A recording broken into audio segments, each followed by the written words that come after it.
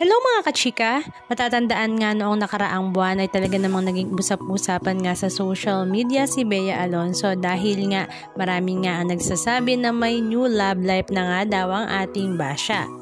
Ito nga ay dahil sa maraming pagkakataon na nga nakasama nga niya ang business tycoon na si Mr. Vincent Ko kung saang-saang bansa. Ang pinakaunang ang pinag-usapan ay ang kanilang ang biyahe sa Espanya kung saan magkasama nga daw ang dalawa at nagkaroon din nga ng mga pictures na kumakalat na nagkasama rin nga ang dalawa sa airport sa Bangkok.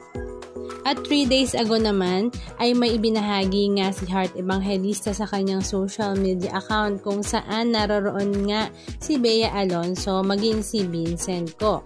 At hindi nga lang yon dahil meron nga silang group picture kung saan si Vincent Ko nga ay nakaakbay or nakayakap kay Bea Alonzo na talaga namang naging usap-usapan sa social media.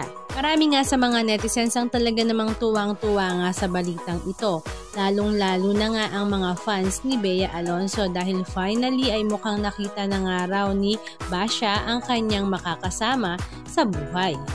Samantala, noong nakaraang linggo naman ay nagkaroon nga ng event sa World Trade Center si Aling Puring ng Pure Gold kung saan present din nga doon si Bea Alonzo at alam naman nating lahat na ang Pure Gold ay pagmamay-ari nga ni Vincent Ko. At bali-balita nga rin na ang negosyo nga ni Bea Alonzo na mga traveling bags na Bash Manila or Bash Grocer ay available na nga rin sa napakalaki at napakaraming branch ng SNR. At ito nga ay pagmamay-ari rin nga ng pamilya ni Vincent Ko. Unti-unti na nga nagpapakilala sa industriya si Bea Alonzo at si Vincent Ko at talaga namang kitang-kita nga ang kanilang pagkakaugnay sa isa't isa. Billionaires meets billionaires nga daw, kaya naman mukhang ito na nga daw ang pagkakataon ni Bea na lumakad sa dambana. Ready kami. Ako!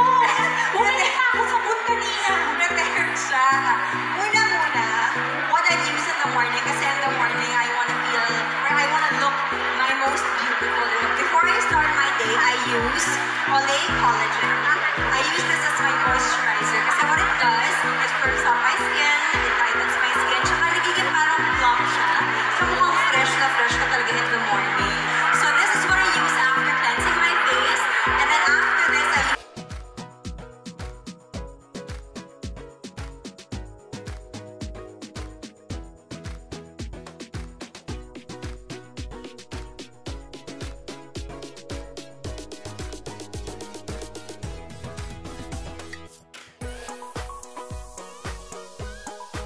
Anong masasabi nyo mga kachika? Just comment down below. And please don't forget to subscribe. Thank you!